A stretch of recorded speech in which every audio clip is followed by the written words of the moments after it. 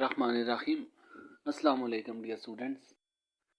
Second year का prose number 3 है, why boys fail in college, और इसे हर्बर्ट हॉक्स ने लिखा है। मैं आपको इसकी डिटेल से ट्रांसलेशन करवाऊंगा। इसके इम्पोर्टेंट सिनोनिम्स, जो इसके डिफ़िकल्ट वर्ड्स हैं, वो आपको बताऊंगा, जो पेपर पॉइंट ऑफ व्यू के लिहाज से इम्पोर्टेंट हुए वो आपसे शेयर करूंगा।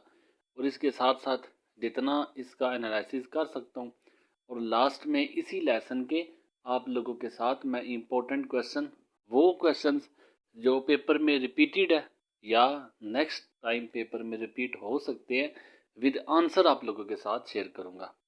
जिस तरह मैंने बकिया जो प्रोज पढ़ाए हैं, बिल्कुल उसी तरह इसको भी मैं आप लोगों के साथ डिटेल से साथ शेयर करूंगा। लेकिन इस ऐसे को स्टार्ट करने से पहले आपको हल्का फुल्का मैं हर्बर्ट के बारे में, जो इसका राइटर है, उसका मैं इस ऐसे का इंट्रोडक्शन दे दूं। इस जो राइटर है ऐसे के, उनके बारे में आप लोगों को थोड़ा बहुत बता दूं, इसको आपको ऐसे समझने में ज़्यादा आसानी होगी। तो हॉक्स जो है, ये अमेरिका से इनका तल्लक था, और कोलंबिया कॉलेज है जहाँ पे ये 25 साल ऐसे उन्होंने डीन के तौर पे, डीन आप इस तरह समझ ले कि एज ए हेड के तौर पे वहाँ पे उन्होंने काम किया। और इनकी खिदमात, इनका एक्सपीरियंस एज ए मैथमेटिशियन भी थे, मेंटर भी थे, और मोटिवेशनल स्पीकर भी रहे हैं, और बहुत अच्छे टीचर भी रहे हैं। तो इनकी खिदमात की बिना पर, इनके जो एक्सपीरियंस था, जो इनका तजर्बा था, इसकी बिना पे इनको the dean of all colleges of America के नाम से भी पुकारा जाता है। जितने अमेरिका के कॉलेजेस हैं, उनका डीन इसे इन्हें कहा जाता है। ये इनका तारफ था। और अपने कॉलेज में जो उन्होंने 25 साल as a dean, as a head के तौर पे गुजारे, तो बच्चों को बड़ा डीपली स्टडी किया।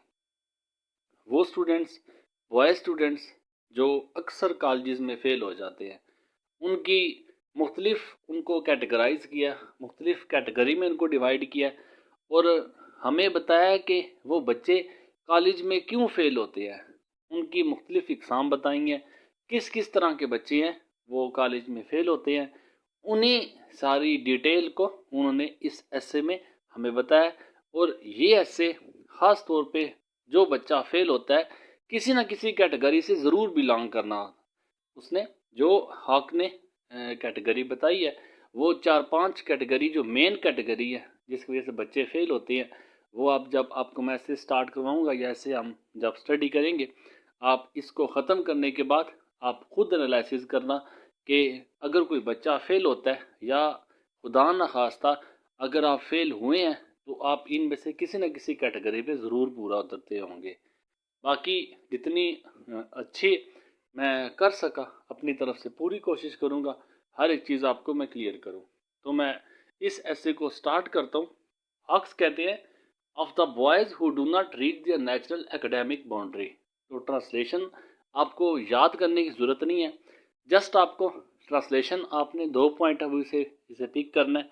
एक, आपने इसकी समरी आपको मुकम्मल पता होनी चाहिए, पूरे सबक में लाइन बाय लाइन आपने क्या कुछ सीखा है। अगर एक पैराग्राफ पढ़ा है, तो उस पैराग्राफ में आप कितनी बातें हुई हैं, और हर बात का आपको पता होना चाहिए। दूसरे नंबर पे आप इसके जो डिफ़िकल्ट वर्ड्स हैं, मैं हमेशा बच्चों को कहता हूँ कि जब भी आप सुने, तो अपने पास बुक को लाजमी रखें। आप अपनी बुक से वॉइस को सुनते जाएं, और अपनी बुक से लाइन बाय लाइन उसके साथ चलते चलते जो वर्ड आपको डिफ़िकल्ट लगता है, जो मैं इंपॉर्टेंट वर्ड बताता हूँ, उसको हाईलाइट करके, उसके ऊपर मार्क करके, उसका मीनिंग ऊपर लिखा करें। यही इंशाल्लाह ताला पेपर में रिपीट भी होते हैं। तो दोनों पॉइंट ऑफ व्यू से आपने सुनना है कि लेसन आपको अच्छा पता होना चाहिए कि इस लेसन में क्या डिस्कशन हुई है। ट्रांसलेशन नहीं आती, सिर्फ इसके क्वेश्चन आंसर वर्ड सिनोनिम्स हैं। तो क्वेश्चन आंसर तब भी आप अटैम्प्ट कर सकते हैं जब आपको लेसन अच्छा आता होगा। दूसरे नंबर पे इसके वर्ड सिनोनिम्स हैं, डिफ़िकल्ट वर्ड्स आपने अपनी बुक पे साथ साथ लिखते जाना है। तो कहते हैं कि of the boys who do not reach their natural academic boundary. Of the boys वो बच्चे, हु डू नॉट रीच वो जो नहीं पहुंच सकते, दियर नेचुरल एकेडमिक बाउंड्री। एकेडमिक जो एजुकेशनल बाउंड्री होती है, आप देखिए, आप अगर एफएससी में है, आप अगर आई कॉम में है, आप अगर मेडिकल में है, इंजीनियरिंग में है, आप एक एकेडमिक बाउंड्री में है। कौन सी एकेडमिक बाउंड्री? आपकी एफएससी है, तो आपकी एफएससी 2 साल होगी, फर्स्ट ईयर और सेकंड ईयर। ये जो 2 साल है ये आपकी बाउंड्री है। आपने इस बाउंड्री को पार करोगे तो एफएससी आपकी क्लियर हो जाएगी। ये नेचुरल एकेडमिक बाउंड्री है। तो वो बच्चे जो इस बाउंड्री को पार नहीं कर पाते during the course of their college career जो उनका कॉलेज का दौरानिया होता है, उसमें उस दौरानिए में जो इस बाउंड्री को पार नहीं कर पाते, जो अपनी क्लास को मुकम्मल पास नहीं कर पाते, बट हु फेल, क्या होते हैं, वो नाकाम हो जाते हैं। To get through pass through, वो कामयाब होने में वो नाकाम हो जाते हैं, वो नाकाम हो जाते हैं। टू गेट थ्रू टू पास होने वो नाकाम हो जाते हैं। देयर आर 2 मेन क्लासेस, ऐसे बच्चे जो नेचुरल एकेडमिक बाउंड्री को नहीं पहुंच सकते और नाकाम हो जाते हैं। इन बच्चों की 2 कैटेगरी उसने बनाई है। पहले क्वेश्चन में ही what are the 2 main classes as divided by hawks, who fail in the college, who do not reach the natural academic boundary. या इस तरह भी है कि सिंपल कि वो कौन से बच्चे हैं, उनको कितनी क्लासेस में डिवाइड किया है, या वो कौन सी क्लासेस हैं जो नेचुरल एकेडमिक बाउंड्री को पार नहीं कर पाती। तो there are 2 main classes, 2 classes उनकी, 2 जमातें हैं, 2 तरह के बच्चे हैं। दोज हु ट्राई, उनमें पहले बच्चे वो होते हैं जो दोज हु ट्राई, जो कोशिश करते हैं, and those who do not try, दूसरे बच्चे वो होते हैं जो कोशिश नहीं करते। एक बच्चा कोशिश भी करता है फिर भी नाकाम हो जाता है, और दूसरा बच्चा जो कोशिश ही नहीं करता वो नाकाम हो जाता है। इन दोनों को वो आगे डिफाइन करेंगे। मैनी ऑफ बॉयज़, कुछ बच्चे, बेशुमार बच्चे, अटेम्प्ट सीरियसली, बड़ी अच्छी कोशिश करते हैं, to make good, to success, to pass, कामयाबी के लिए बड़ी अच्छी कोशिश करते हैं। And really have the native ability, और उनके अंदर ये एबिलिटी भी, एबिलिटी कहते हैं काबिलियत को, तो उनके अंदर ये नेचुरली, फितरती, नेटिव, जो कुदरत की तरफ से आपको दी जाए, नेचुरली उनके अंदर ये एबिलिटी भी होती है टू डू सो, कि वो कामयाब हो भी सकते हैं, उनके अंदर एबिलिटी होती है, but find it almost impossible to sit at a desk. अब देखें, ये वो बच्चे हैं कि जो बच्चे बड़े शार्प, बड़े इंटेलिजेंट होते हैं, लेकिन इनका कॉन्फिडेंस जो होता है, जो इनका कॉन्फिडेंस लेवल है, जो ओवर कॉन्फिडेंस हो जाते हैं, ये इनको मार खा जाता है। ये फाइंड इट ऑलमोस्ट इम्पॉसिबल, बड़ा उनको नामुमकिन सा लगता है, to sit at a desk, एक डेस्क पे बैठना, and concentrate on the task assigned, concentrate कहते हैं फोकस करने को, on the task assigned, task हदफ जो होता है, असाइंड कहते हैं गिवन को, जो उनको सबक दिया जाए उस पे कंसंट्रेट करना, उस पे फोकस रखना उनके लिए मुश्किल होता है। क्यों मुश्किल होता है? क्योंकि ओवर कॉन्फिडेंट है। ये सबक, ये तो बस मेरे बाएं हाथ की बात है, एक दफ़ा मैंने इसको पढ़ना है, बाद में तो मैंने सारा सबक याद कर लेना है। अब ये है कि अभी नहीं करना, बड़ा टाइम है, बाद में टाइम आएगा तो देखा जाएगा। ये find it almost impossible to sit at a desk and concentrate on the task aside, bench पे नहीं बैठते, कर लेंगे जी, कितना टाइम है, वो मैट्रिक में भी तो किया था ना, थोड़ा सा वक्त लगा था और मैंने सारा याद कर लिया, और नंबर देख लो तुम। There is the boy who sits down to study, ऐसे बच्चे क्या करते हैं, सिट्स डाउन टू स्टडी।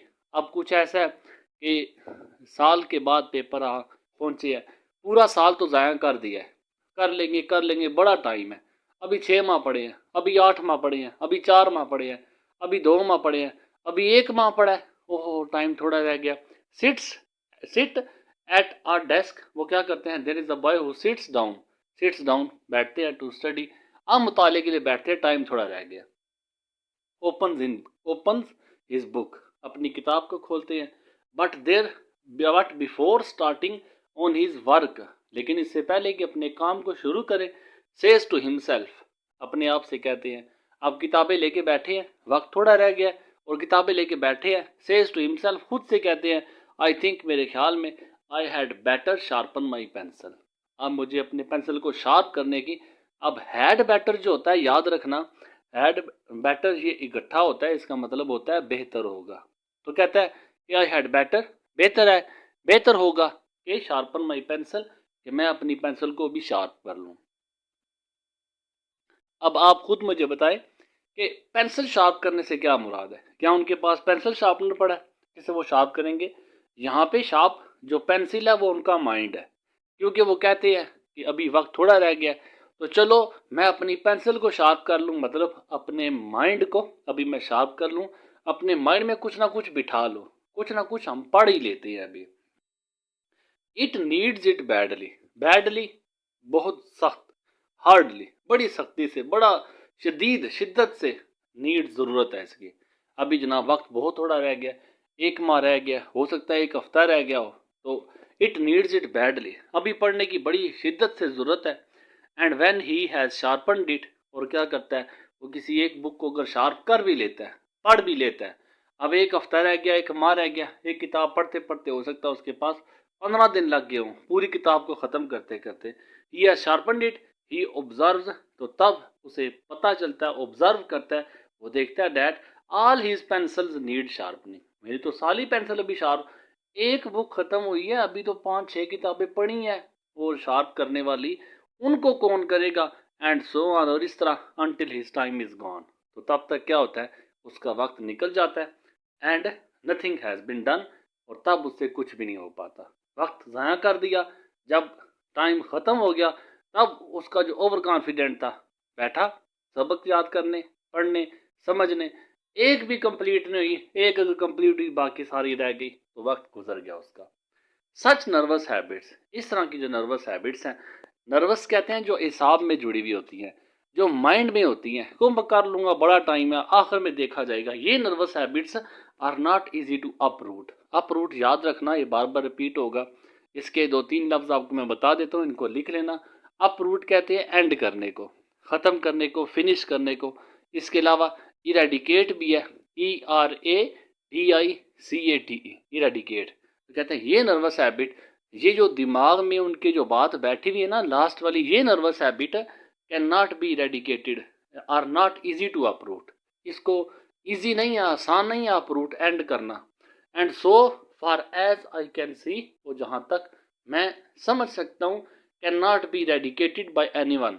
अब ये लफ्ज़ आपके आगे रिपीट होंगे, एंड हो गया, फिनिश हो गया, इरेडिकेट हो गया, अपरूट हो गया, ये सारे लफ्ज आगे भी रिपीट होते जाएंगे। Can not be eradicated by anyone, इसे कोई भी खत्म नहीं कर सकता बट द बॉय हिमसेल्फ। मैं हमेशा बच्चों से कहता हूँ कि जब तक बच्चा खुद नहीं चाहेगा, जब तक बच्चे का खुद माइंड इस तरफ नहीं आएगा, आपकी मर्जी होगी तो कोई आपको पढ़ा सकता है, आपकी मर्जी नहीं होगी तो कोई आपको नहीं पढ़ा सकता। यही बात राइटर भी कहता है कि ये नर्वस हैबिट्स, ये जो आदत है बच्चों के अंदर बनी हुई, ये आदत कोई और बदल नहीं सकता जब तक बच्चा खुद नहीं चाहता। वो खुद चाहेगा, उसके अंदर एहसास पैदा हुआ, वो बच्चा खुद ब खुद पढ़ना शुरू कर देगा। एहसास की सारी बात है, एहसास की मार है सारी, एहसास पैदा हुआ तो खुद ब खुद उसने काम करना शुरू कर देना है।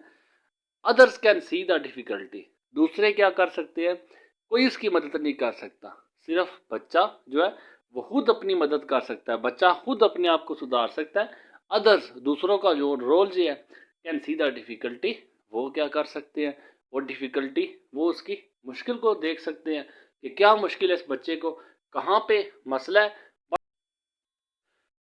But the boy must take himself by the collar and make himself cultivate poise and calm that smoother the fidgets। अब ऐसे है कि आप इस चीज़ को अगर आप देखें, ये लाइन थोड़ी सी मुश्किल लाइन है, और ये आपको बता दूं, अगर इस लेसन में कोई डिफ़िकल्ट वर्ड कोई सिनोनिम रिपीट होता है तो इसी लाइन से रिपीट होता है। मोस्ट इंपॉर्टेंट लाइन है ये, इसको आपने गौर से सुनना है। पीछे हम देख चुके हैं कि कोई उसकी मदद नहीं कर सकता, सिर्फ बच्चा खुद अपनी मदद कर सकता है, दूसरे सिर्फ उसमें पॉइंट आउट कर सकते हैं, लेकिन बच्चा क्या करे, take himself by the collar, collar कहते हैं गिरबान को, टेक कहते हैं पकड़ने को, अपने गिरबान को खुद पकड़े, मतलब अपने गिरबान में खुद झांके। इसका एक महावर्तन बात है, तो इसका ये मतलब नहीं कि अपना गिरबान आगे करके उसको झांकना शुरू कर दे।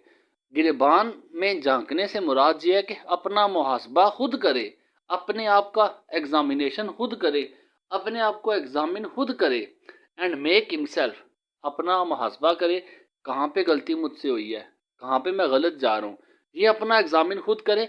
एंड मेक हिमसेल्फ कल्टिवेट, ये 3-4 लफ्ज आप देख ले, and make himself cultivate and poise, and calm that smoother the fissures and make himself cultivate. Cultivate कहते हैं किसी चीज़ को डेवलप करना, किसी चीज़ को नोरिश करना, परवरिश करना, किसी चीज़ को बनाने को कहते हैं। तो कहता है and make himself cultivate.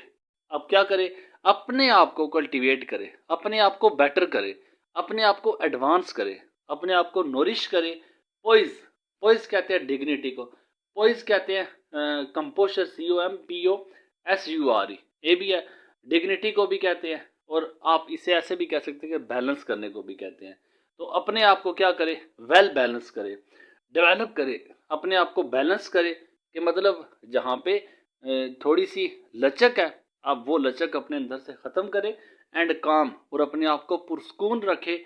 That smoother जा फिजर्स, और ये कामनेस जो अपने आप को बैलेंस करना, अपने आप को सुधारना, ये अपने आप को पुरस्कून रखना, अब ये क्या करेगा, डैट स्मूदर्स। स्मूदर कहते हैं गला घोंटने को, स्मूदर कहते हैं एंड करने को, स्मूदर कहते हैं कंपेल करने को, फोर्स करने को, सफोकेट करने को, SUFFOCATE, सफोकेट। स्मूदर ये होता है कि किसी का गला घोंट देना। अब क्या कहता है कि राइटर कहता है कि जब बच्चा अपने आप को कल्टीवेट करेगा, जब बच्चा अपने आप को पोइज बैलेंस में लाएगा, जब बच्चा अपने आप को कामनेस में रखेगा, पुरस्कून रहेगा, तो फिर क्या होगा, डैट स्मूदर्स, ये स्मूथ करेगी, ये गला घोंट देगी, ये खत्म कर देगी द फिजर्स। फिजर्स कहते हैं रेस्टलेसनेस को।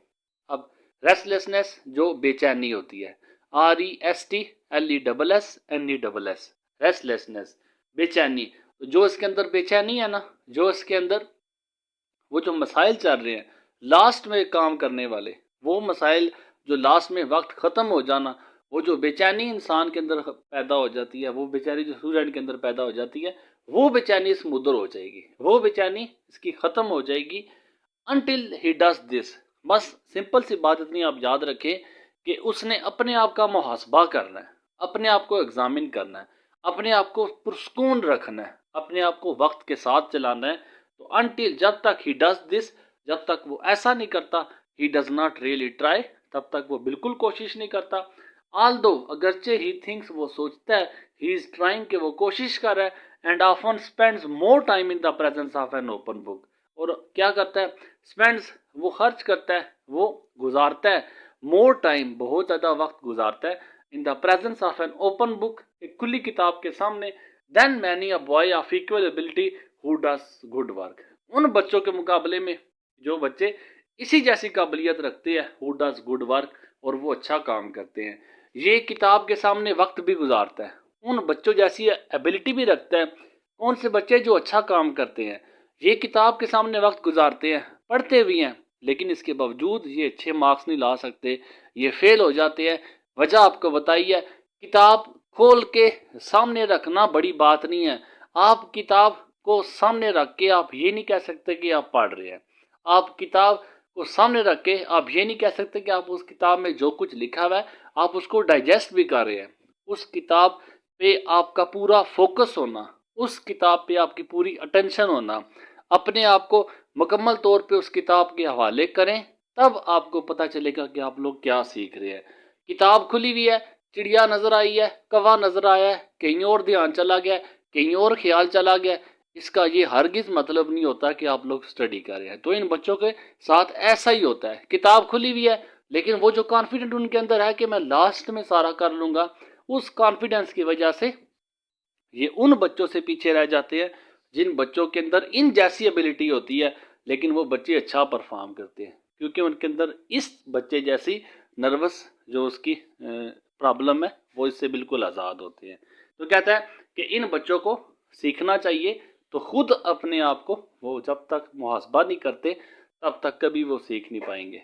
अब ये देखें, ये तो एक हल्का फुल्का उसने इंट्रोडक्शन दिया, अब मेन बातें आगे से स्टार्ट होती हैं। यहाँ पे डिफरेंट कैटेगरी वो बनाएगा कि किस तरह के बच्चे वो फेल होते हैं। हर पैराग्राफ में आपने देखना है कि किस तरह के बच्चे जो कॉलेज में फेल होते हैं, उन सब पॉइंट्स को आपने माइंड में रखना है, और हर पॉइंट का वो लास्ट में सोल्यूशन भी देगा। जिस तरह आप देखें, जो सबसे पहला पॉइंट है, a common cause of failure is a mistaken ambition. Mistaken ambition, mistaken mistake से है, एम्बिशन कहते हैं जो किसी मकसद को कहते हैं। अब जो मकसद है उसमें मिस्टेक हो गई है। आपके आसान से बात करूं तो आपके सब्जेक्ट्स जो हैं वो उसमें मिस्टेक हो गई है। अब कैसे कि आप देखें कि आप एफएससी रखी है, आप चाहते हैं मैथमेटिशियन बनना, आप चाहते हैं इंजीनियर बनना, आपके वालिद साहब कहते हैं मेरा बच्चा या मेरी बच्ची डॉक्टर बनेगी। आपका मैथ में ज़्यादा इंटरेस्ट है, लेकिन आपके वालिदैन जो है वो आपको आपकी मर्जी के खिलाफ वाला सब्जेक्ट रखवा देते हैं। हम अमूमन ऐसा ही होता है कि जो बच्चे का दिल कर रहा होता है कंप्यूटर पढ़नी है, मैथ पढ़नी है, लेकिन वालिद साहब या वालदा या बड़ा भाई या बहन उनकी ख्वाहिश होती है कि मेरा बच्चा, या फोर्स भी करते हैं अक्सर कि आपने बायो रखनी है, आपने डॉक्टर बनना है। बच्चे की कोई मर्जी शामिल नहीं है।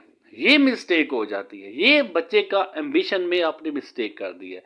बच्चे की विश कुछ और है, बच्चा चाहता कुछ और है, लेकिन आपने उसके जो ख्वाहिश है उसकी ख्वाहिश के अगेंस्ट आपने कोई सब्जेक्ट रखवा दिया, तो वो मिस्टेकन एम्बिशन है। ये सबसे पहला पॉइंट है। तो कहता है ये जो मिस्टेकन एम्बिशन है ये सबसे बड़ी नाकामी की वजह है for the boy on the part of his parents. बच्चे की नाकामी की वजह, क्यों वजह? पार्ट हिस्सा कौन डालते हैं? ऑफ हिज पेरेंट्स, उनके वालिदैन जो होते हैं, उस वालिदैन की वजह से ये बच्चा नाकाम होता है। मोर ऑफन, अक्सर औकात, देन आई शुड विश, अक्सर औकात मैं ये ख्वाहिश करता हूँ, आई फाइंड अ बॉय, मुझे एक ऐसा बच्चा मिलता है who is not showing any interest in his work, वो बच्चा अपने काम में इंटरेस्ट नहीं दिखा रहा होता, and who is not trying to do it, और वो कोई कोशिश भी नहीं कर रहा होता काम को अच्छा करने की, विद एनी डिस्टिंक्शन, डिस्टिंक्शन कहते हैं एलिगेंस को, डिस्टिंक्शन कहते हैं गुड मार्क्स को, एक्सीलेंट को।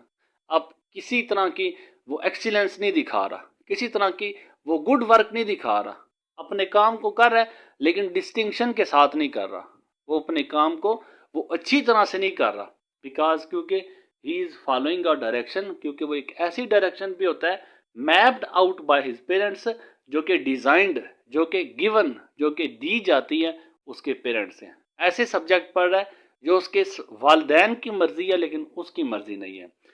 दैट रन्स काउंटर, तो ये क्या होता है? दैट रन्स अगेंस्ट, तो ये बिल्कुल खिलाफ बात हो जाती है to all of his interest, उसकी सारी दिलचस्पी की, एंड एबिलिटीज, उसकी सारी काबिलियत। जितनी उसकी दिलचस्पी है, जितनी उसकी काबिलियत किसी और सब्जेक्ट में है, वो सारे सब्जेक्ट, सारी काबिलियत के अगेंस्ट से बात जाती है।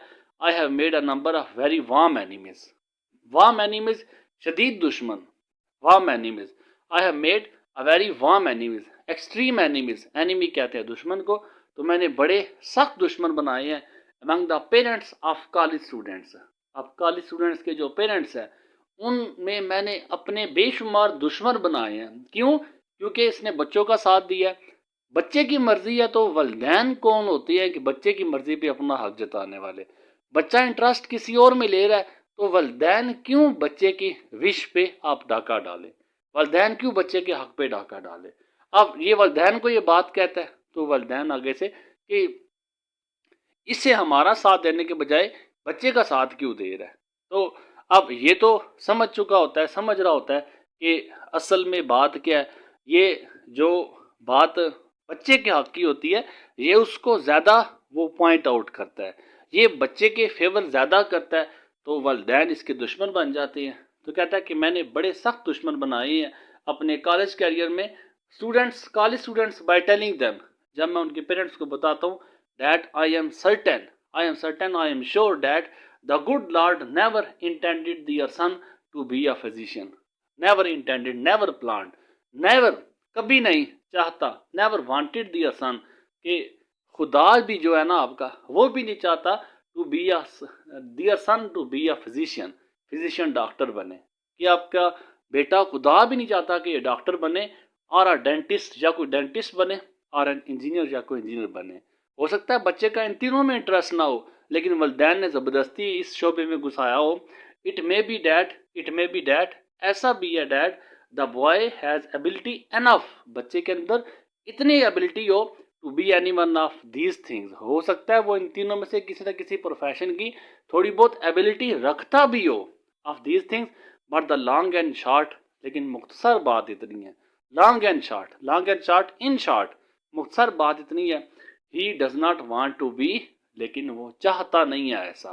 वो एक ऐसी डायरेक्शन में जा रहा है जो डायरेक्शन उसके वालिदैन ने दी है, उस बच्चे का कोई इंटरेस्ट इस चीज़ में नहीं है। He does not want to be, he wants to be a theatrical manager. हो सकता है कि वो किसी थिएटर का मैनेजर बनना चाहता हो, और अ बिजनेसमैन या कोई कारोबारी आदमी बनना चाहता हो, और अ बुक एलस्ट्रेटर, या कोई किसी किताब का वो एलस्ट्रेटर बनना चाहता हो, किसी किताब का डेमोस्ट्रेटर बनना चाहता हो, मुफस्सर बनना चाहता हो, किसी किताब के बारे में वो लिखना चाहता हो, किसी किताब को वो इशाद करना चाहता हो, कि उसका इंटरेस्ट बुक की तरफ ज़्यादा हो बजाय इसके इंजीनियर बनने के, बजाय डॉक्टर बनने के।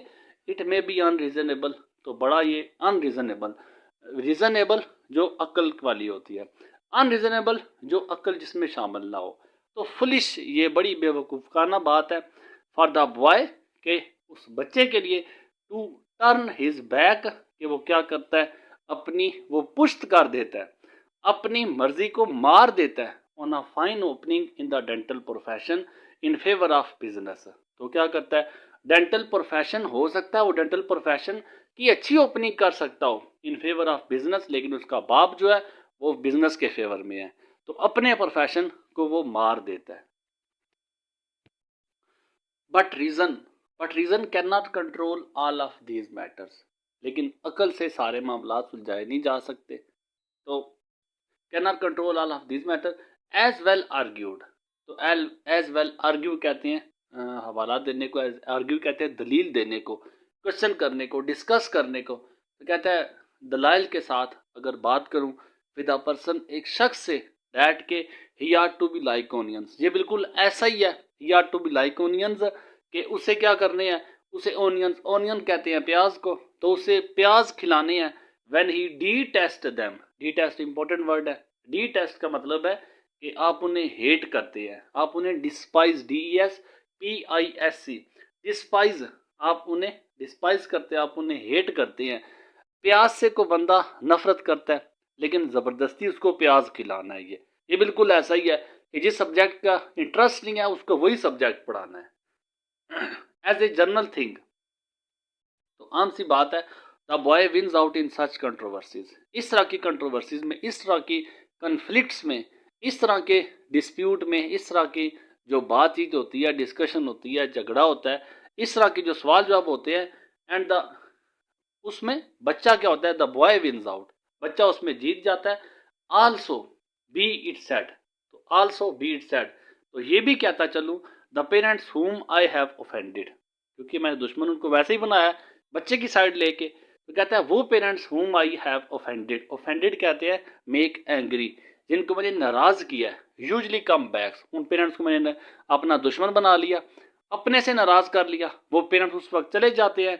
लेकिन फिर क्या होता है, जब मैं बच्चे की साइड देता हूँ तो यूजली कम बैक्स, वो पेरेंट्स मेरे पास वापस आते हैं, कम्स अराउंड कम बैक, वापस आते हैं after a term of years, एक टर्म जब ख़त्म हो जाता है तो वो बच्चे, वो वालिदैन मेरे पास वापस आते हैं, एंड टेल्स मी, और मुझे बताते हैं, that his son was right, कि उनका बच्चा ठीक था, एंड डैड के he is thankful to me, वो मेरे शुक्रगुजार है, for taking the part of the boy, taking the favour of the boy, कि मैंने बच्चे की फेवर की थी इन द आर्गूमेंट दलाइल में, जो आपस में बहस हुई थी उसमें मैंने बच्चे का साथ दिया, वालिदैन को मैंने उस वक्त नाराज़ किया, लेकिन बाद में आके वही वालिदैन मुझे थैंक्स बोल रहे होते हैं। If such a boys fail, तो ये तो एक उसने किस्म बताई किस तरह के बच्चे फेल होते हैं, फिर आगे आपको बताया उनका वो सोल्यूशन भी देगा लास्ट में। If such a boy fails, अगर ऐसा बच्चा नाकाम होता है, इट इज़ बिकॉज, तो इस वजह से है, he can not bring himself, क्योंकि वो अपने आप को लाता ही नहीं है, to try to do the work, कि उस काम की तरफ लाए, that is distasteful to him, that is hateful to him, distasteful जिसमें उसका जायका ही नहीं है, जिसमें वो नफरत करता है उस काम की तरफ, वो अपने आप को कैसे लाए, and that he feels is leading him in the wrong direction, कि उसके पेरेंट्स जो है leading him in the wrong direction, कि उसे गलत हिम्मत की तरफ लेके जा रही हैं, वो उसके गलत प्रोफेशन की तरफ लेके जा रहे हैं, उसके इंटरेस्ट के अगेंस्ट लेके जा रहे हैं। If the college is alive, अगर कॉलेज जिंदा है, अगर कॉलेज एक्टिव है, कॉलेज से मुराद जो कॉलेज अथॉरिटीज़ है, जो कॉलेज हेड है, वो अलाइव है, वो अगर एक्टिव है to its work of advice, अगर अपनी नसीहत के काम में अगर वो एक्टिव है, सच केसेस आर काट, तो ऐसे केसेस हम पकड़ लें before the failure is complete, इससे पहले कि बच्चा नाकाम हो, हम उसकी नाकामी से पहले ही उसको बाखबर कर दें अपनी एडवाइस के जरिए। Another type of the boy who does not try is the very bright boy। इन बच्चों को ऊपर भी वो डिस्कस कर चुके हैं कि जो बच्चे ओवर कॉन्फिडेंट होते हैं, जो बच्चे अपने आप को बड़ा तेज तरह समझते हैं, कहता है ये बच्चे जो बड़े ब्राइट बॉयज होते हैं, who has always done his school work without effort, अपना स्कूल का काम बड़े अच्छे अंदाज में किया होता है, लेकिन विदाउट एफर्ट। अच्छे अंदाज में कहने का मतलब है कि स्कूल में उनके मार्क्स बड़े अच्छे होते हैं। And who has never learned, और उनको इस बात का इल्म भी नहीं होता व्हाट रियल एप्लीकेशन इज। अब है ही ब्राइट बॉयज है, कुछ बच्चे जो सबक याद करते हैं, सबक पिक करते हैं, लेकिन बहुत जल्दी पिक कर लेते हैं, उनकी मेंटल कैपेबिलिटी बड़ी स्ट्रांग होती है, बड़ी अच्छी होती है, किसी काम को भी याद करने में वो देर नहीं लगाते। तो अपने आप को जब वो मैट्रिक लेवल पे परखते हैं कि हमने मैट्रिक पे भी काम किया था, उसमें भी देखे हमने बिल्कुल लास्ट में जाके तैयारी की थी और सारा हमने अच्छा परफॉर्मेंस दे दी थी, तो इसी मेंटल जो उनकी जो एबिलिटी होती है, इसी मेंटल जो उनका लेवल होता है, इसी मेंटल में जो उनकी सोच होती है, उसी सोच को वो आगे एफएससी की क्लास में भी लेके आती है। तो कहता है कि ही स्पोसेस, वो ये फर्ज कर लेता है, वो ये सोचता है that he can flat through, he can get through, he can pass through college, college से वो पास हो सकता है with as little effort as he did through school। अब कहते हैं कॉलेज में भी वो बिल्कुल इतनी थोड़ी एफर्ट करके वो बिल्कुल आराम से पास हो जाएगा जितनी थोड़ी एफर्ट उसने स्कूल में की थी, तो उसे काम करने की जरूरत ही नहीं है। आई समटाइम्स थिंक, राइटर कहता है मैं कभी कभार सोचता हूँ डैट द ब्राइट बॉयज, ये जो जहीन बच्चे हैं, ये जो शार्प स्टूडेंट्स हैं, who has always depended on his ability, अपनी कैपेबिलिटी पे, अपनी मेंटल लेवल पे हमेशा डिपेंड करते हैं टू गेट थिंग्स क्विकली, कि मैं सब कुछ जल्दी याद कर लूँगा, मुझे पता है कि मैं हर चीज़ जल्दी पिक कर लेता हूँ। अब जो अपनी मेंटल एबिलिटी पे इतना नाज कर रहे होते हैं, इतना फख्र कर रहे होते हैं, is the most pitiable objects. ये क्वेश्चन भी आता है who are the most pitiable objects according to Herbert Hawkes among the failure of the students. बच्चे सारे नाकाम होते हैं, बहुत सी इकसाम बताएंगी, लेकिन इन बच्चों को वो काबिल तरस बच्चे कहता है। पिटिएबल ऑब्जेक्ट्स, पिटिएबल स्टूडेंट्स, ये बच्चे सबसे तरस खाने वाले बच्चे हैं। बाकी बच्चे नाकाम होते ही होते हैं, लेकिन ये उन नाकाम बच्चों में सबसे काबिल तरस बच्चे होते हैं। क्यों, वो आगे वजह बताएगा। कहता है सारे नाकाम होने वाले बच्चों में से ये काबिल तरस बच्चे हैं, for it is almost a tragedy. क्यों कि एक ट्रेजिडी है, ये एक अलमी है, ये दुख की बात है to see all of this keenness going to waste. ये जो कीनेस है, ये जो इंटेलिजेंस है, ये जो जहानत है इनके अंदर, ये जो शार्पनेस है, जो इतनी तेज तराजी इनके अंदर है, ये गोइंग टू वेस्ट, ये ज़ाया हो जाती है।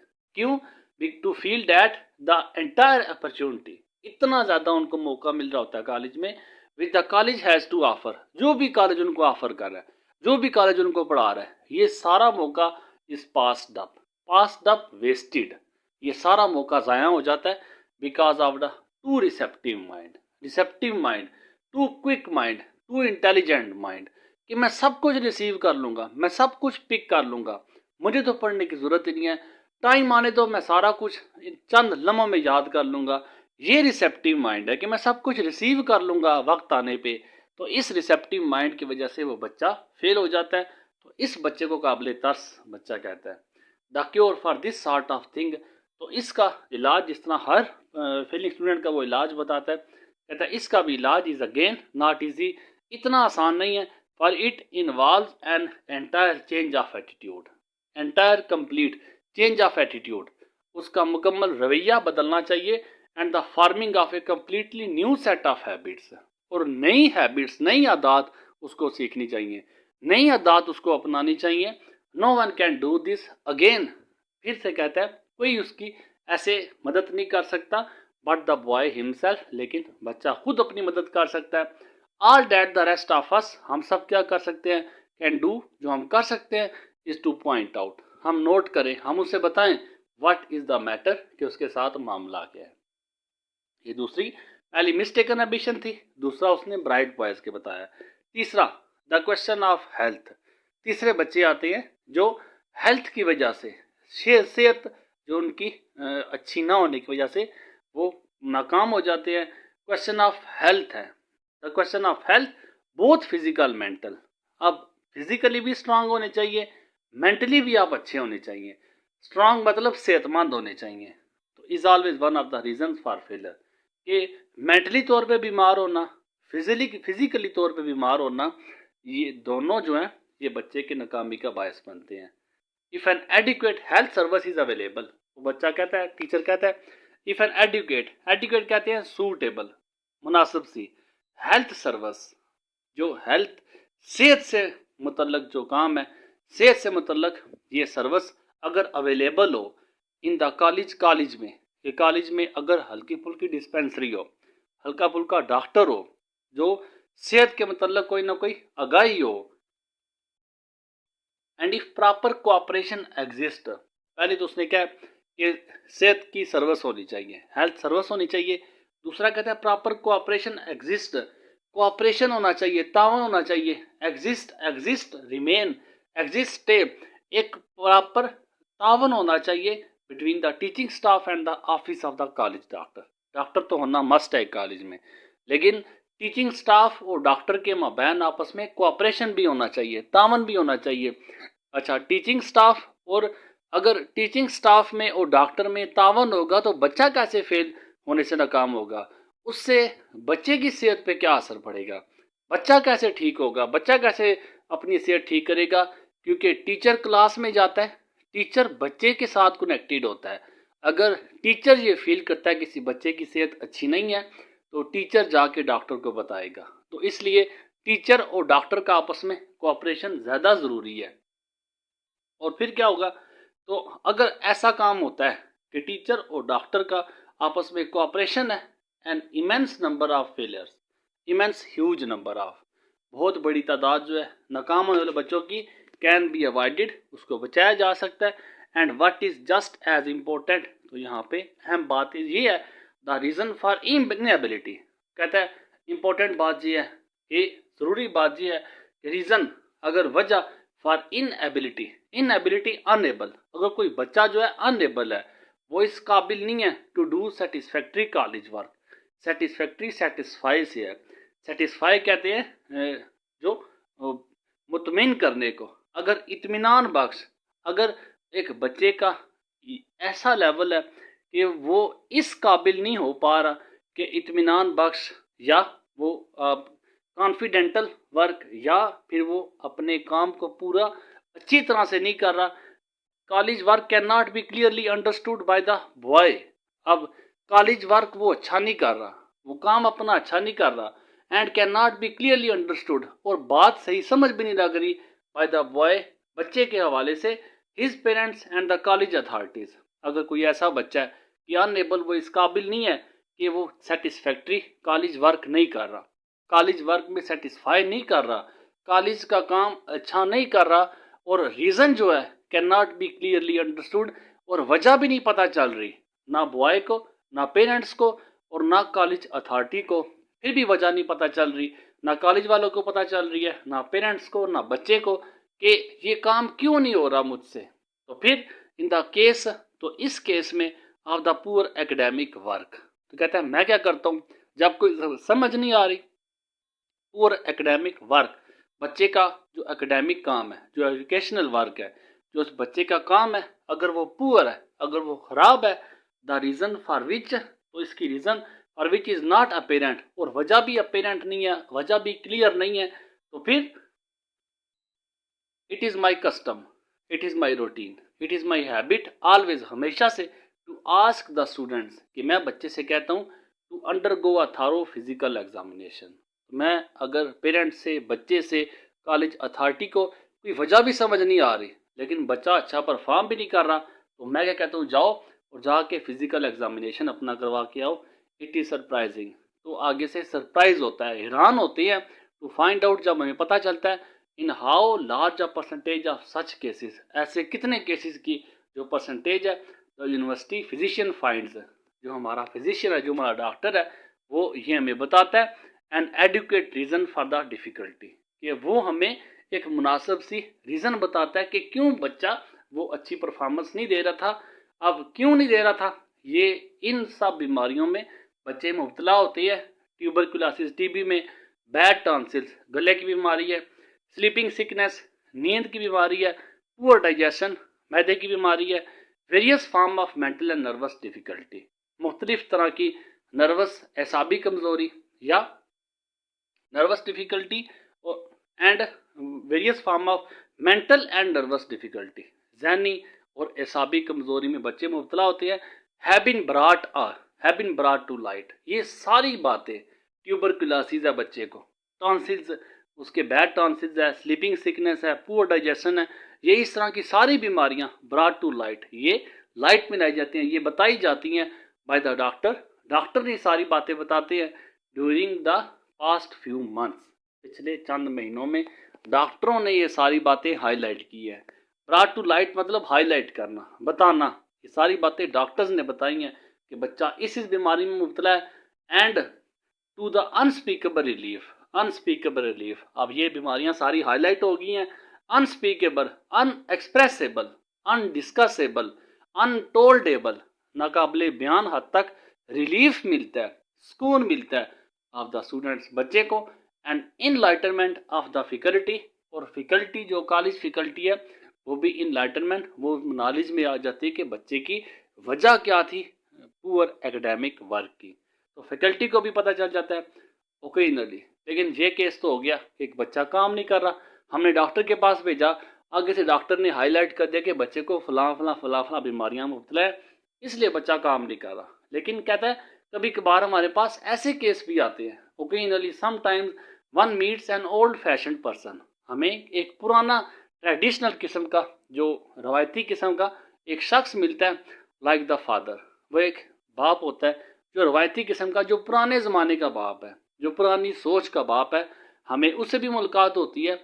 वो told me a few months ago, एक वालिद मेरे पास आया और उसने मुझे चंद महीने पहले आके बताया, dad although we had arranged to have his son's tonsils removed without expense, हुआ कुछ ऐसे है कि एक वालिद उनके पास आता है और वो वालिद जो है अपने बच्चे के टॉन्सिल के सिलसिले में इस डीन से मिलता है, और डीन कहता है कि उसके जो बच्चा था उसके गले में टॉन्सिल्स थे, तो उन टॉन्सिल्स को वो बच्चा जो है उनकी वजह से बड़ी पेन में था।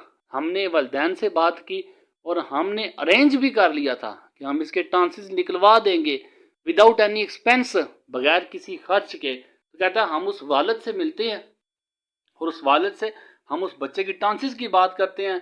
Who told me a few months ago dad, although we had arranged, हमने अरेंज कर लिया था to have his son's tonsils removed, कि उसके गले के जो टॉन्सिल्स हैं वो हम निकलवा देंगे विदाउट एक्सपेंस, उसका कोई खर्चा भी नहीं आएगा। he would not consent, तो आगे से वो क्या करेगा, he would not consent, he would not permit, वो परमिशन नहीं देगा टू द ऑपरेशन, वो वालिद जो है अपने बच्चे के वो परमिशन नहीं देता कि उसका ऑपरेशन करो। ही इज असर्टेड, वो स्ट्रेस करता है, वो जोर डालता है that God put those tonsils in his son's throat. अब सोच देख लो, बच्चा बेचारा टॉन्सिल्स की वजह से गले की बीमारी में मुब्तला है, तकलीफ बर्दाश्त कर रहा है, स्कूल वालों ने अरेंज भी कर लिया कि उस बच्चे के टॉन्सिल्स गले से निकाल देंगे ऑपरेशन के थ्रू, लेकिन वालिद जो है वो कहता है इसका ऑपरेशन नहीं करना। क्यों? खुदा ने वो टॉन्सिल्स जो है उसके गले में डाले हैं। God put those tonsils in his son's throat, खुदा ने अब उस बच्चे के गले में ये टॉन्सिल्स डाले हैं फॉर सम गुड पर्पज, तो इनका कोई मकसद भी अच्छा होगा। And that he would not stand for their removal, he would not stand, he would not permit, वो इजाज़त नहीं देगा फॉर दियर रिमूवल, उनके निकालने की। इतना आप देख ले, पुरानी सोच का मालिक है। Since the boy was observing too much poison, क्योंकि बच्चा बहुत जहर बर्दाश्त कर रहा था, बहुत पेन बर्दाश्त कर रहा था, to permit proper application to his college work, to permit proper attention to his college work, अपने कॉलेज के काम में वो पूरी तवज्जो नहीं दे पा रहा था। We had to ask him, तो हमें मजबूरन उस बच्चे को कहना पड़ा टू गो होम, कि आप बच्चे घर चले जाओ। ऑफ कोर्स यकीनन सच केसेस आर रेयर, ऐसे केसेस बहुत कम है, रेयर है, but it is necessary to keep constantly in mind, लेकिन ये ज़रूरी है to keep constantly continuously in mind, अपने माइंड में, अपने जहन में ये बात बिठा ले कि द सिंपल फैक्ट दैट, सादा सी हकीकत है, that there is no substitute for health. Substitute कहते हैं अल्टरनेट को, मुतबादल को कहते हैं, कि हेल्थ का कोई मुतबादल नहीं है, सेहत का कोई मुतबादल नहीं है। एंड दैट, और ये भी, whoever such a man may know, तो ये ऐसा आदमी जान ले, it is not of much value, आपकी कोई वैल्यू नहीं है, unless he possesses the physical vigour. Vigour कहते हैं स्ट्रेंथ को, ताकत को, पावर को कहते हैं। जब तक आपके जिस्म में ताकत नहीं है तब तक आपकी कोई वैल्यू नहीं है। आप किसी भी काम को करना चाहें, लेकिन जब तक आपके पास ताकत होगी तो आप काम कर सकते हैं। To bring it to bear on the world's problem, तो तब भी आप बियर कर सकते हैं, तब भी आप फेस कर सकते हैं, तब भी आप बर्दाश्त कर सकते हैं, तब भी आप सामना कर सकते हैं द वर्ल्ड्स प्रॉब्लम, दुनिया के मसाइल का। कब सामना कर सकते हैं? अगर जब तक आपके पास फिजिकल फिगर है, फिजिकल आपकी हेल्थ है, तब भी आप किसी भी चीज़ का सामना कर सकते हैं। नाउ-अ-डेज, आजकल, व्हेन मोस्ट एम्बिशियस बॉयज, तो ये हेल्थ का ऊपर बात हो चुकी है। फिर नेक्स्ट जो टाइप आती है, नाउ-अ-डेज, आजकल, when most ambitious boys, ambitious कहते हैं फुल ऑफ विशेस, मैंने ये भी करना है, मैंने ये भी करना है, मेरी ये भी ख्वाहिश है, मेरी ये भी ख्वाहिश है, ये एम्बिशियस होता है। जो ख्वाहिशात से बड़े होते हैं, want to go to college, वो बच्चे कॉलेज भी जाना चाहते हैं। The financial pressure is very serious one, उन बच्चों के लिए जो फाइनेंशियल प्रॉब्लम है, जो सेहत का मसला है उनका, जो सॉरी ये पैसे का मसला, financial problem, money problem is a very serious one. ऐसे बच्चों के लिए माली जो प्रेशर है वो बड़ा सीरियस है। A few parents take the position, तो कुछ वालिदैन ऐसे भी हैं, take the position that the boy should earn his way through college for the good of his soul.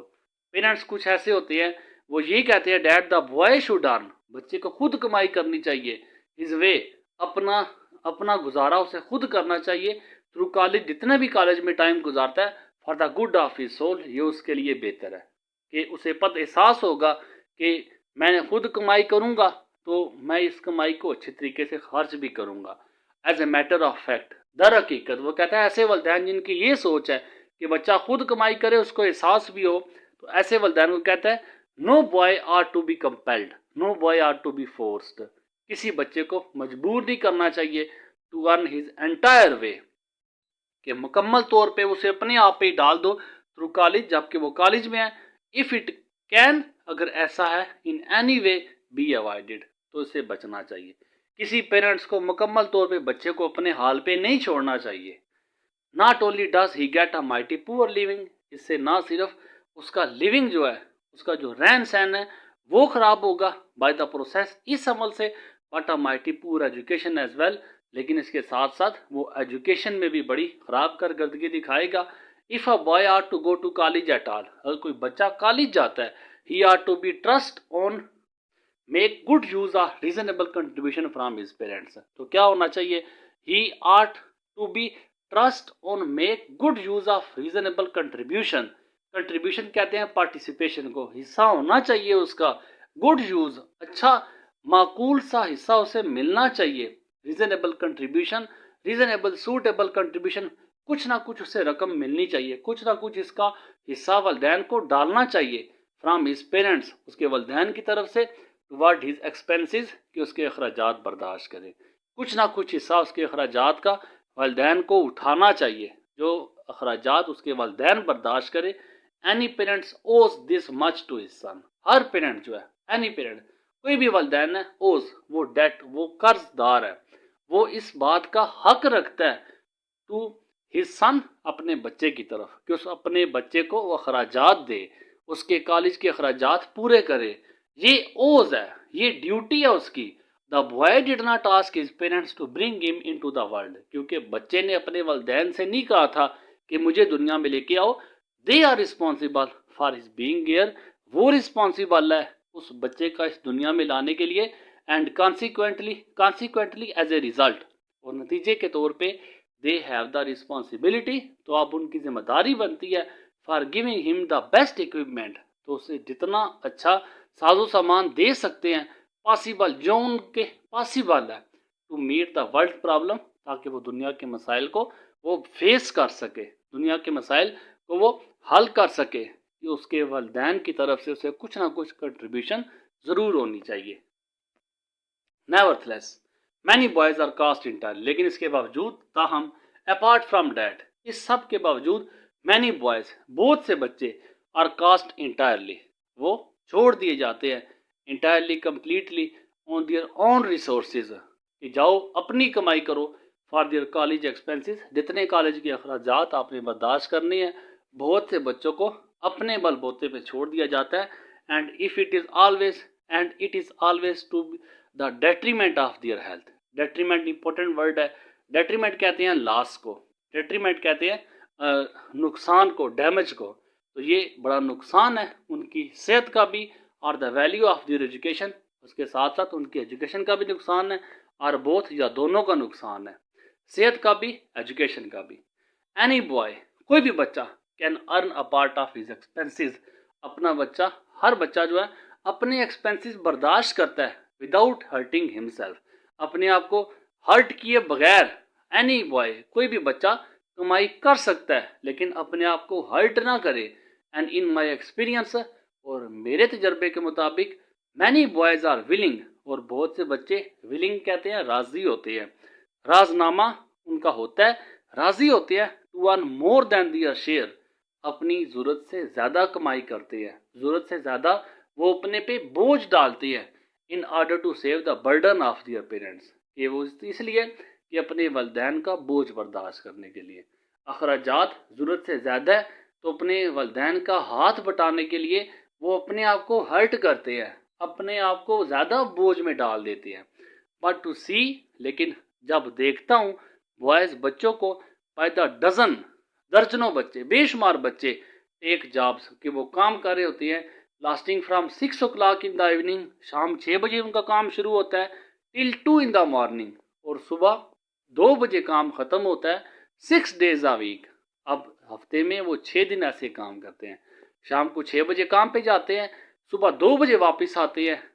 To see boys undergoing transfusion of blood, ऐसे बच्चे भी हैं जो अपना खून ट्रांसफ़र करते हैं, खून सेल करते हैं, खून बेचते हैं, खून की डोनेशन करते हैं टू गेट मनी, पैसे के लिए, for their food and books, अपनी किताबों के खर्चे के लिए, एंड बुक्स, और अपनी किताबों के खर्चे के लिए। Is a heart rending spectacle, heart rending glooming होता है, हार्ट रेडनिंग होता है जो बड़ा सैड, बड़ा ग्लूमिंग सा, पेनफुल, बड़ा दर्दनाक मंजर है कि बच्चों को देखना कि अपनी किताबों के लिए, अपनी स्टडी के लिए, अपने एक्सपेंसेस के लिए वो अपने ब्लड तक को ट्रांसफ़र कर देते हैं।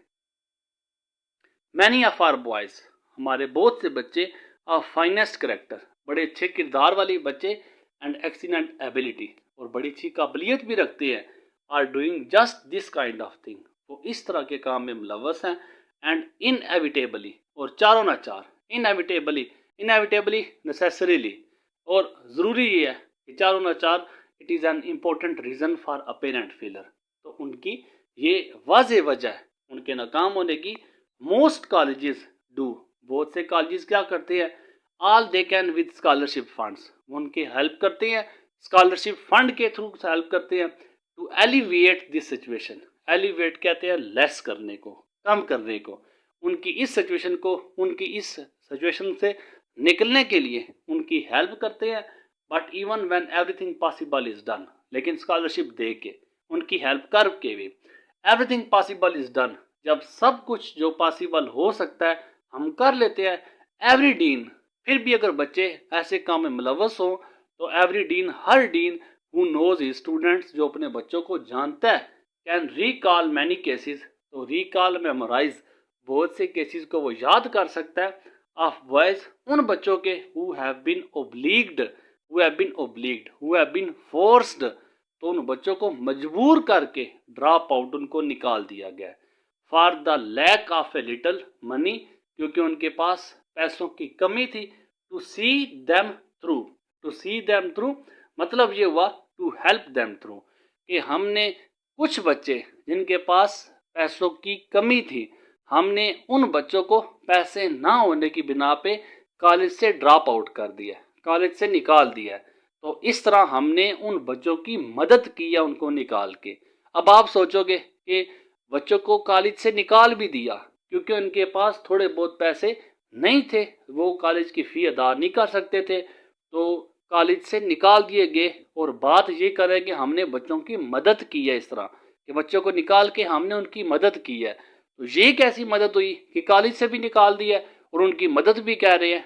तो आप देखें, अगर ऐसे बच्चे, जो बच्चे अपना खून बेचकर, जो बच्चे शाम को काम पे जाते हैं, सुबह काम से वापस आते हैं सिर्फ इसलिए कि अपने कॉलेज की अदायगी कर सके, तो अगर उनके सर पे कॉलेज ही नहीं रहेगा तो फिर उनको ये टेंशन नहीं रहेगी कि हमने फीस वगैरह देनी है।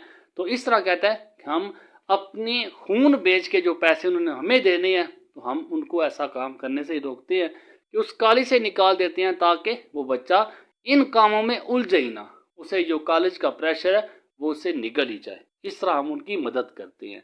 तो अब नेक्स्ट कैटेगरी आती है सपोर्ट्समैन की। कुछ बच्चे जो कॉलेज ज्वाइन करते हैं सिर्फ खेल के लिए, तो उन बच्चों के बारे में कहते हैं there are always a goodly number, बड़ी अच्छी तादाद है ऐसे अंडर ग्रेजुएट्स की या अंडर ग्रेजुएट जो ग्रेजुएशन कर रहे होते हैं, उन बच्चों की एक बड़ी अच्छी तादाद है whose heads are turned.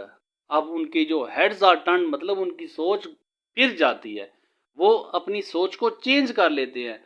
And whose judgement and judgement उनकी जो सोचने समझने की सलाहियत होती है इस परवर्टेड, परवर्ट कहते हैं चेंज को, आल्टर को, ALTER बदल जाना, उनकी सोच बदल जाती है by the attractiveness of athletic supports. किसको देख के अट्रैक्ट होते हैं, वो ज़्यादा कशिश खींचते हैं। अब वो स्पॉइल होते हैं, वो ख़राब हो जाते हैं। किस वजह से? सपोर्ट्स की वजह से। कॉलेज आते हैं, क्लासेस के लिए नहीं आते, सिर्फ खेल के लिए आते हैं, खेलने के लिए आते हैं। And literally so called activity, तो इसको बड़ी अदबी सरगर्मियाँ कहते हैं कि खेल भी बड़ा हिस्सा है। जिस तरह अब तालीम के साथ साथ खेलना भी ज़रूरी है। अगर उन लोगों को बोलो कि आप लोग क्लासेस के लिए भी चले जाओ, तो आगे से कहते हैं ये एक अदबी सरगर्मी है, ये भी खेल भी ज़रूरी है, पढ़ना ज़रूरी नहीं है, खेल भी ज़रूरी है। वो इस तरह की एक्टिविटी कहती है आगे से। ऑल ऑफ दीज फीचर, ये सारे फीचर्स, ये सारी क्वालिटीज़, ये सारे एस्पेक्ट्स जो है ऑफ कॉलेज लाइफ, ये सारी कॉलेज की लाइफ जो है have their place. Her life की अपनी जगह, हर चीज़ की अपनी जगह, खेल की अपनी जगह, पढ़ने की अपनी जगह। And should receive the support of those students. अगर कोई बच्चा खेल में इंटरेस्ट ले रहा है तो इस बच्चे के लिए बेहतर ये है receive the support of those students, उन स्टूडेंट की सपोर्ट हासिल करे who are interested in them, जो खेल में अगर कोई इंटरेस्ट रखता है तो खेल की तरफ निकले। इन माई एक्सपीरियंस, राइटर कहता है कि मेरे तजर्बे के मुताबिक the awakening of a clear judgement, awaken करना, अराइज करना, जगाना, क्लियर जजमेंट, क्लियर अंडरस्टैंडिंग, उनको ये सोच देना as to what the college is for, कि वो कॉलेज आए हैं तो किस लिए आए हैं, इज़ नॉट अ डिफ़िकल्ट, ये इतनी मुश्किल बात नहीं है, एज इज़ ऑफन सपोज, जितनी कि अक्सर समझी जाती है। If a boy is too much interested in these side shows, side show से मुराद इन एथलेटिक स्पोर्ट्स, अगर कोई बच्चा खेल में बहुत ज़्यादा इंटरेस्ट दिखा रहा है, he are to get out of the main tent, he are to get out of the main tent. Tent से मुराद गोल, टेंट से मुराद जो स्टडी है, टेंट से मुराद कॉलेज है। तो उसे क्या होना चाहिए? कॉलेज को छोड़ जाना चाहिए एंड बिकम प्रोफेशनल। इतना ही खिलाड़ी हो जाके प्रोफेशनल बनो, उस तरफ निकल जाओ। But most of them really are not, लेकिन ज़्यादातर प्रोफेशनल नहीं बनते, सिर्फ टाइम पास के लिए आते हैं। And if reason with by a friend, लेकिन अगर क्या किया जाए, रीज़न अक्ल के साथ काम लिया जाए, विद बाय अ फ्रेंड, एक ऐसे फ्रेंड को तलाश करे, एक ऐसे दोस्त को तलाश करे, हु नोज यूथ, जो कि नौजवानों को जानता हो, कि कोई ना कोई बच्चा ऐसा होता है जो उस बच्चे के क्लोज हो, जो बच्चे एथलेटिक में ज़्यादा अट्रैक्टिव है। तो ऐसे बच्चे कि जो भी बच्चा उनके साथ क्लोज है, उस बच्चे से बात की जाए। हु नोज यूथ, जो जवानों को अच्छा जानता हो एंड अंडरस्टैंड, और समझता हो the importance of the college opportunity, college जो अपॉर्चुनिटी दे रहा है उस सब को, कि मतलब वो बच्चा जो एहसास जिम्मेदारी जो रखता हो, उस बच्चे से बात की जाए कि इन बच्चों को जाके समझाओ, they will not allow them self, तो उसकी मदद से they will not allow them self, वो अपने आप को अलाउ नहीं करेंगे, इजाज़त नहीं देंगे to be swept off their feet, to be indulge. Swept off मतलब है इंडल्ज, इंडल्ज होता है शामिल होना, मशगूल होना। फीट बाय एथलेटिक्स, तो फिर वो अपने आप को एथलेटिक्स में शामिल नहीं करेंगे। अगर किसी बच्चे के थ्रू हम उन्हें समझाएं तो हो सकता है उस बच्चे के थ्रू वो इस बात को मान जाए और एथलेटिक्स से वो हट जाते हैं। आई डू नॉट नो, मैं नहीं सोचता that this sort of thing is a serious, ये इतनी सीरियस रीज़न है फॉर फेलियर, नाकाम होने की। As do some of the critics, क्योंकि अक्सर नकाद जो होते हैं, जो तनकीद करने वाले होते हैं, ऑफ आवर कॉलेज, हमारे कॉलेज के, हु सी थिंग्स, वो क्या करते हैं, वाक़यात को देखते हैं फ्रॉम द आउटसाइड, बाहर से देखते हैं, and at a long range, और एक डिस्टेंस से देखते हैं कि मेरे ख्याल में ये कोई इतनी बड़ी वजह नहीं है कि बच्चों के नाकाम होने की। जबकि अक्सर जो है वो नकाद, जो तनकीद करने वाले, इस पे बात करते हैं, लेकिन राइटर कहता है कि मेरे ख्याल में ये इतनी कोई बड़ी वजह नहीं है, इस पे हम आराम से काबू पा सकते हैं। किस तरह, वो उसने आगे वजह बता दी है ऊपर। तो फिर नेक्स्ट आते हैं पॉइंट, ये लास्ट पॉइंट है लेजी ब्लफर्स वाला। ये भाई लोग हैं, मैं तेरा भाई तू मेरा भाई वाला, जो कोई बात हुई तो अपने भाई को बताना, ये लेजी ब्लफर। ब्लफर्स वैसे जो होता है वो चीटर को कहते हैं, धोखेबाज को कहते हैं। ये धोखा देने वाले होते हैं, ये अपने आप को धोखा देने वाले होते हैं। ये समझते हैं कि ये दुनिया सारी इनकी है, लेकिन ये धोखे में होते हैं, इनको ये ब्लफर्स कहते हैं। तो कहता है ये जो चीटर्स हैं, आर फ्यू लेजी ब्लफर्स, ये जो ब्लफर्स हैं, जो बदमाश किस्म के लोग हैं, ड्रिफ्ट इनटू कॉलेज, ड्रिफ्ट कहते हैं दाखिल होने को। ड्रिफ्ट यहाँ पे जैसे ड्रिफ्टिंग जो होता है वो किसी बेजान चीज़ का पानी के ऊपर तैरने होता है, जैसे आप लकड़ी को देख ले पानी के ऊपर तैर रही होती है, वो ड्रिफ्टिंग, लेकिन वो एमलेसली तैर रही होती है। आप जिस तरफ उसकी लहर होगी वो लकड़ी भी उसी तरफ जाएगी, इनकी भी कोई डायरेक्शन नहीं होती। यहाँ पे ड्रिफ्ट जो अंटर के सेंस में है, दाखिल होते हैं कॉलेज में and usually drift out again, और इसी तरह बाहर भी निकल जाते हैं वो। Most of them have not found any serious interest in life, इनमें ज़्यादातर का जिंदगी में कोई मकसद नहीं होता। And some of them never will, और उनमें से कुछ ऐसे होंगे कि जिनका जिंदगी में कोई मकसद होगा ही नहीं। इट इज़ यूजली वाइज, तो ऐसे लोगों के लिए अक्लमंदी ये है to let them retire to the cold world. ये अक्सर क्वेश्चन इस पे भी आता रहता है कि उनका सोल्यूशन क्या देता है लेजी ब्लफर्स के बारे में। क्या कहता है कि इनका retire to the cold world, इनको कोल्ड वर्ल्ड, जो हार्श वर्ल्ड है, जो रियलिटी वाली वर्ल्ड है, इनमें फेंक दिया जाए फॉर अ रीज़न, एक अकल के तहत, and find out by experience, और तजर्बे से या के खुद हासिल करें how much demand there is for a lazy bluffer, कि उनकी कितनी डिमांड है। ये जो आपको बड़े दोस्त कहते हैं ना, चंद रातें इनके साथ गुजारने के लिए आप इन्हें कह दो, देखना आपको वो दोस्त कहाँ तक आपका साथ देते हैं। उनको हार्श वर्ल्ड में, उनको अपने आप पे फेंको, उनको अपनी जिम्मेदारी खुद पे छोड़ दो, जाओ अपना कमाओ अपना खाओ। जिसको आप अपना बोलते हो उसके साथ जरा चंद रातें गुजार के देखो, आपको लग समझ जाएगी कि कौन आपका अपना है और कौन आपके साथ टाइम पास कर रहा है। ये लेजी ब्लफर्स, इनको हाल ये बताता है कि इनको हार्श वर्ल्ड में भेज दें, इनको हकीकत की दुनिया में भेज दें और खुद से फेस करने दें कि उनकी कितनी वैल्यू है उनकी अपनी दुनिया में। समटाइम्स कभी कभार दे लर्न देयर लेसन, तो अपना सबक वो सीख जाते हैं, अक्ल आ जाती है, and return to do first rate work, और वापस आते हैं बड़ा अच्छा फर्स्ट रेट वर्क। ऐसे उनमें एहसास पैदा होता है कि फर्स्ट रेट पहले पहले नंबर पे आना शुरू हो जाते हैं, but the burden of proof, लेकिन वो जो साबित करने का इज ऑलवेज होता है कि उन्होंने खुद अपने आप को साबित करना है, टू शो डैट, और उन्होंने खुद दिखाना है दे मीन बिजनेस, कि उनका असल बिजनेस क्या है, कि उनका असल काम क्या है, उनकी असल जिम्मेदारी क्या है, ये सब प्रूव उन्होंने खुद देना है। तो कहते हैं इन बच्चों को हार्श वर्ड में फेंको, इन बच्चों को रियलिटी की दुनिया में छोड़ो, इनको पता चले कि इनकी कितनी वैल्यू है। लास्ट में ऑन द होल, मजमूई तौर पर, the problem that the college dean faces, college dean का लाजमी क्वेश्चन होता है, duty of the college dean, obligation of college dean, college dean के क्या फ़राइज़ हैं वगैरह वगैरह, कॉलेज डीन के बारे में क्वेश्चन है। कहता है वो प्रॉब्लम्स जो कॉलेज डीन फेस करता है, कॉल्स फॉर डिमांड को कहते हैं, तकाजा करना, मांग करती हैं, about the same diagnostic ability as the physician, जिस तरह फिजिशियन जो डॉक्टर होता है किसी बीमारी की तशखीस करता है। डायग्नोस्टिक कहते हैं तशखीस करने को। अब कहता है जिस तरह फिजिशियन किसी बीमारी की तशखीस करता है, इसी तरह डीन भी तशखीस करे मुख्तलिफ बच्चों में कि कौन सा बच्चा किस बीमारी में मुब्तला है। जो ऊपर जितने पॉइंट्स हमने डिस्कस किए हैं, इनमें से कौन सा बच्चा किस मर्ज में मुब्तला है। He is helping the young man, वो नौजवानों की मदद कर रहा होता है अंडर हिम, अपने अंडर रख के, टू सी लाइफ स्टीडीली, ताकि वो बच्चे उस लाइफ को स्टीडीली कंटिन्यूली वो गुजारे, एंड सीड होल, और मजमूई तौर पे वो उन बच्चों को आगे लेके चलता है।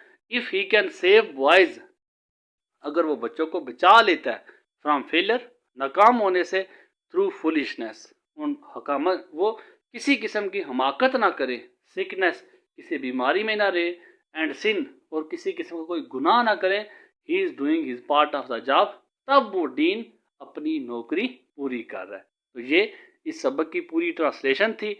उम्मीद करता हूँ आपने इसे अच्छा सुना होगा और अच्छा समझा होगा। बाकी इस लेसन से रिलेटेड जितने इंपॉर्टेंट क्वेश्चन हैं मैं वो आप लोगों के साथ शेयर करता हूँ। तो ये why boys fail in college में जो इंपॉर्टेंट क्वेश्चन है, पहला फाइनेंशियल प्रेशर वाला इसका क्वेश्चन है, और विद आंसर मैंने आपको बताया था, मैं आप लोगों के साथ शेयर करूँगा। नेक्स्ट क्वेश्चन आप देख ले, क्वेश्चन नंबर 2, 3, 4, 5, इन सब को मैंने मिला के इनका एक ही आंसर मैंने आपको दिया है। क्वेश्चन इन चारों में से कोई भी आए, अब इंटेलिजेंट बॉयज़ के बारे में है, या टैलेंटेड बॉयज़ के बारे में है, या हुआ द मोस्ट पिटिल ऑब्जेक्ट लेसन में आपको डिस्कस किया था, या नर्वस हैबिट को हम कैसे अप्रूव कर सकते हैं, तो इन सब पे आपने एक ही आंसर तैयार करना है जो मैं आपको दिखा रहा हूँ। तो इसके बाद ये इंटेलिजेंट बॉयज़ पे क्वेश्चन है, फिर उसके बाद नेक्स्ट क्वेश्चन लेजी ब्लफर्स के बारे में क्वेश्चन है, फिर उसके बाद इसका बैड हेल्थ के बारे में क्वेश्चन है, आगे मिस्टेकन एम्बिशन, और फिर लास्ट में जो क्वेश्चन है ये कॉलेज डीन की जॉब है। ये टोटल वैसे तो 9 क्वेश्चन बनते हैं, लेकिन कुल मिला के आपके 5 या 6 क्वेश्चन ये बन जाते हैं। आप अगर इस सारे को देखें तो ये आपके 5 से 6 क्वेश्चन बन जाते हैं, और उम्मीद करूँगा कि इन सब में आपकी किसी न किसी हद तक मदद हुई होगी। इसके अलावा भी अगर किसी भी आप काम को मुश्किल समझते हैं ज़रूर बताएं, इंशाल्लाह जहाँ तक हो सकेगी आप लोगों की रहनुमाई करूँगा। जज़ाकल्लाह, अपनी दुआओं में याद रखिए। अल्लाह हाफिज़।